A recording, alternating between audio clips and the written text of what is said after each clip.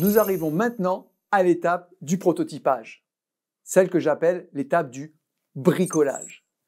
Vous avez généré un maximum d'idées, vous avez choisi une idée que vous voulez développer.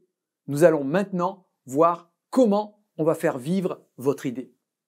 Dans cette leçon, nous allons commencer par les objectifs de l'étape prototypage, l'étape du bricolage.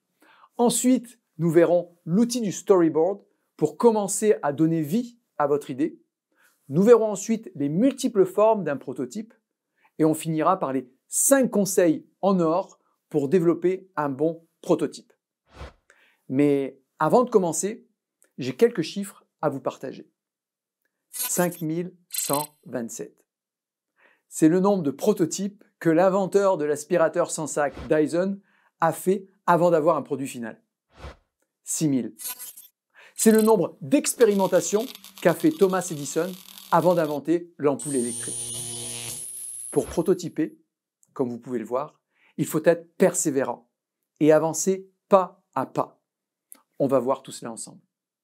Voyons maintenant les objectifs du prototypage. L'étape du bricolage. Tout d'abord, il va falloir faire vivre une expérience à la personne concernée par votre projet, avec une solution qui n'existe pas encore. L'autre objectif est de créer une réelle mise en scène de votre idée. Il faut arriver à mettre la personne dans une situation la plus proche de la réalité avec votre prototype. Enfin, dernier objectif, votre prototype doit faire générer de vraies réactions pour ainsi en savoir plus sur l'impact de votre solution. Prenez l'exemple du film d'horreur. Tout est faux et pourtant, ils arrivent à nous faire créer de réelles émotions comme si c'était vrai. Les spécialistes de chez Google Venture disent que les personnes qui vont essayer votre prototype, comme dans un film, doivent oublier leur environnement et réagir de la façon la plus authentique possible lors de l'utilisation de votre prototype. Je vous conseille de commencer votre étape du prototypage par un storyboard. Un storyboard, c'est comme une bande dessinée qui raconte le plus naturellement possible l'histoire de votre personne cible qui est en train d'utiliser votre solution, votre produit ou votre service que vous avez imaginé. Il va vous aider à mettre en scène votre idée et ainsi de voir les détails à travailler pour le fabriquer. Vous vous souvenez, nous sommes dans l'étape du bricolage. Pour créer un storyboard, commencez par mettre en place une planche de mise en scène avec 6 cases. Un peu comme une bande dessinée. Dans chaque case, il y aura une photo illustrant l'étape et un texte décrivant la situation. Image 1, c'est le point de départ de votre histoire. On va retrouver la personne face à son problème, à son besoin.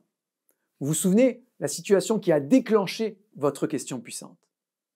Et à l'image 6, la dernière image, on doit représenter la situation résolue et bien entendu le type d'émotion que devrait ressentir la personne à qui on a résolu le problème. Entre ces deux images, c'est à vous de raconter les étapes de votre solution. Une fois votre storyboard de 6 étapes achevé, vous allez passer à un storyboard de 9 étapes ou plus pour encore mieux entrer dans les détails de votre idée. Lorsque vous allez commencer à bricoler, vous avez plusieurs solutions qui s'offrent à vous. Si c'est un logiciel, une application, un site internet, vous allez designer les interfaces. Si c'est un produit, eh bien, lancez-vous. Ciseaux, papier, colle, bois, perceuse, imprimante 3D, c'est à vous de bricoler. Et si c'est un service, eh bien, faites une pièce de théâtre pour reconstituer l'expérience du service. Certains prototypes sont même des lieux entiers, comme des prototypes de chambres d'hôtel, voire même des magasins tests. Je vais maintenant vous partager 5 conseils en or pour réussir votre prototype.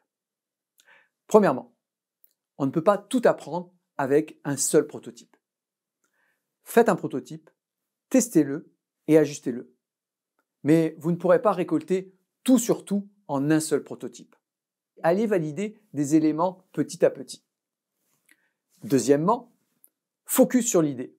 On améliore, on ne réinvente pas. En écoutant les personnes, on a tendance parfois à vouloir changer notre idée.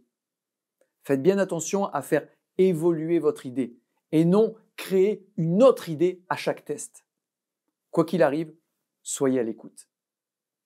Troisièmement, ne passez pas trop de temps sur votre prototype. Quatrièmement, soyez prêt à jeter votre prototype. Ne tombez pas amoureux de votre prototype. Je sais que vous allez travailler dur pour bricoler votre prototype, mais pensez tout d'abord aux besoins de la personne, pas à votre produit. N'oubliez pas, le design thinking est une approche centrée sur l'humain, pas sur le produit. Et pour finir, un bon prototype va faire vivre l'expérience et va déclencher des réactions versus un mauvais prototype va déclencher une analyse, intellectualiser votre solution. Pensez aux films d'horreur. La personne qui voit votre prototype doit se prendre au jeu pour réagir le plus naturellement possible. Sinon, elle va être dans l'analyse et ne va pas être spontanée.